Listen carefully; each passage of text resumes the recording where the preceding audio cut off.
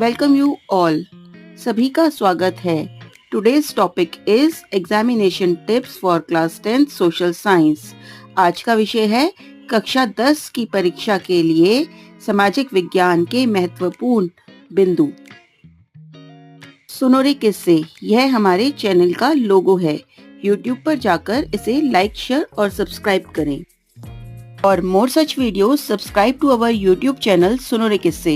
Also like, share and subscribe. Do tell us how you like the video. The number of question is 37, so prioritize your attempt in reading time. चूँकि प्रश्नों की संख्या 37 है, इसलिए reading time में आप यह चुन लें कि पहले आपको कौन सा प्रश्न हल करना है। Try to attempt first 20 multiple choice question at one place. यह सुनिश्चित करने का प्रयास करें कि पहले 20 बहुविकल्पीय प्रश्नों को आप एक ही स्थान पर हल करें। For assertion and reason based question, read the two statements independently and look if both of them are correct or not. If both of them are correct, then analyze if absence or presence of reason statement make an impact on the assertion sentence. If yes, then correct explanation, and if no, not a correct explanation. अभिकथन और कारण आधारित प्रश्नों के लिए दोनों कथनों को स्वतंत्र रूप से पढ़ें और देखें कि क्या वे दोनों सही हैं या नहीं।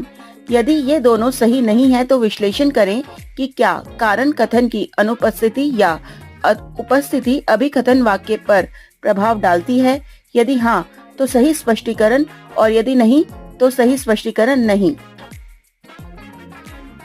For picture-based questions, go through the pictures and cartoons given in NCERT text books, especially in political science and history.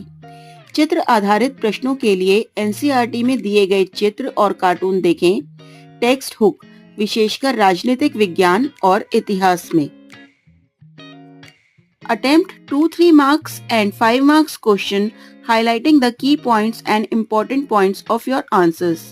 जब आप 2, 3 या 5 नंबर वाले प्रश्नों के उत्तर लिखेंगे तो उनके उत्तरों में जो इम्पोर्टेंट की पॉइंट्स हैं उन्हें हाईलाइट करने का प्रयास करें। Use mind map, flowcharts and other such visuals to sustain your answer wherever possible. अपने उत्तर को प्रमाणित करने के लिए माइंड मैप, फ्लो चार्ट और ऐसे अन्य दृश्यों का उपयोग करें जहां भी संभव हो। Practice the map questions regularly instead of just taking a quick look. Fill the map and attach it with the answer book carefully. केवल सरसरी तौर पर देखने के बजाय मानचित्र प्रश्नों का नियमित रूप से अभ्यास करें।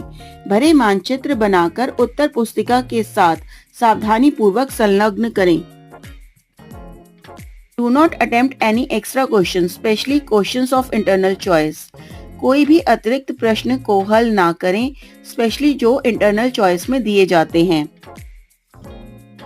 For case-based questions, answer may not be directly from the passage, so a thorough reading of textbook will be required. Case आधारित प्रश्नों के लिए उत्तर सीधे गद्यांश से जरूरी नहीं है कि हो, इसलिए पाठ्य पुस्तक का गहन अध्ययन अवश्य करें। Practice data interpretation based questions thoroughly from the textbook. पाठ्य पुस्तक से डेटा व्याख्या आधारित प्रश्नों का गहन अभ्यास करें। Answer the questions of comparison or distinguish in a tabular form if possible and answer long answer type questions in headings. तुलना या अंतर के प्रश्न का उत्तर सारणीबद्ध रूप में दें यदि संभव है तो, और दीर्घ उत्तरीय प्रश्न का उत्तर शीर्षकों में दें। Hope all these points will help you in your board exams. आशा करती हूँ कि यह सभी पॉइंट्स आपको आपकी परीक्षा में मदद करेंगे। All the best. Thank you.